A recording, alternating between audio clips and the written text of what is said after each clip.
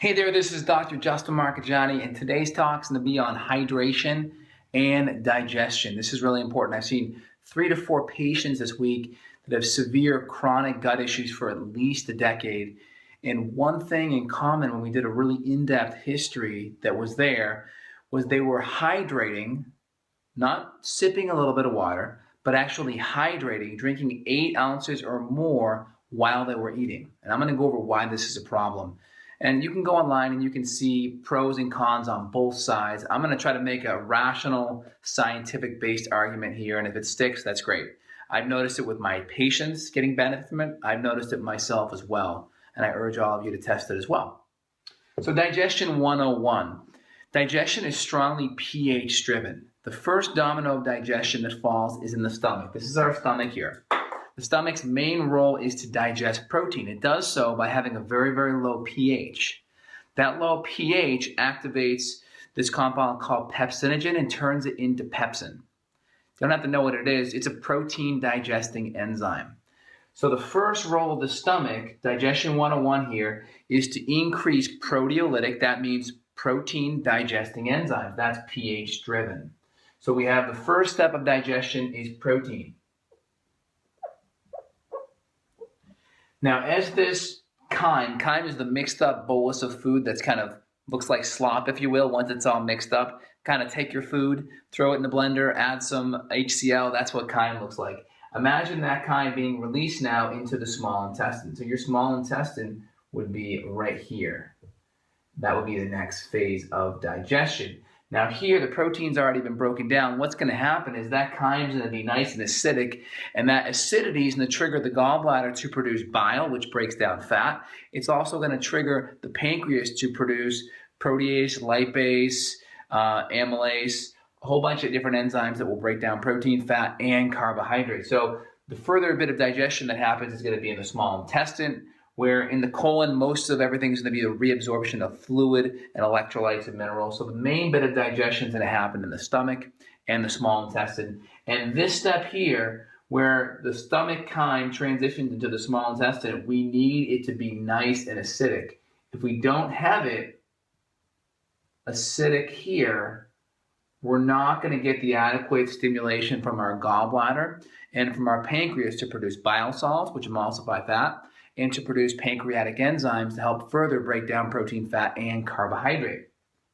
So let's kind of break down the whole situation if we add water into it. So our gut, according to guidance physiology, should be around 2, 2.5, right in that area regarding the pH. Now, if we add a pH of 7, which is the pH of water, watch what happens. And it's all size driven. So if we have an ounce or 2 of water, it's not going to be a big deal. But if we do that with 8, 10, 12 ounces of water, we're going to significantly raise that pH somewhere in the middle, probably around 4 to 4.5.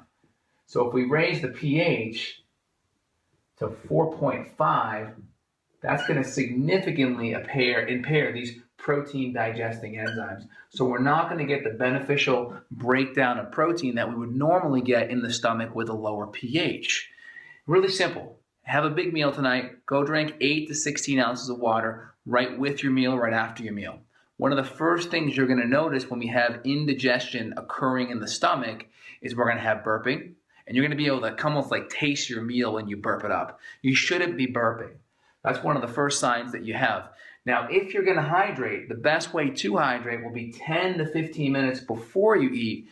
Then the fluid can be taken up by your body. It's not going to sit in your intestinal tract, and your body can actually use that hydration to create digestive fluids. So we don't want to impact our enzymes by taking in something that's a pH of 7, having it factor in with 2, and then create a pH of roughly around 4.5. This is just my rough estimates.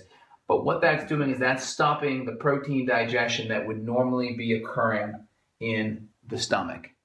Again, which if we kind of break everything down further down the road here, small intestine is now affected because we don't have that acidic chyme release, which affects pancreas and gallbladder production. So in chronic gut conditions, we already have an impaired digestive tract. A lot of times we have a thinning in the digestive lining in the stomach, Imagine a lining that comes right around the whole entire intestinal tract, like so. I'll just do half of it so you can see. This stomach lining, as it gets worn down, as it gets worn just slightly, that's called atrophic gastritis. So now when you have hydrochloric acid levels that are there, or now when you start taking in food, we start developing little bits of inflammation. And as that HCl becomes lower, we start to become prone to infections because HCl, kind of think of it as like bleach on your countertop. You got a countertop full of filth, right? It's the outside world coming into your house. Well, you spray some bleach on that to clean it up to prevent illness. Kind of that's what hydrochloric acid is. It's like a disinfectant. It also helps break down foods and stuff, but it's like a disinfectant.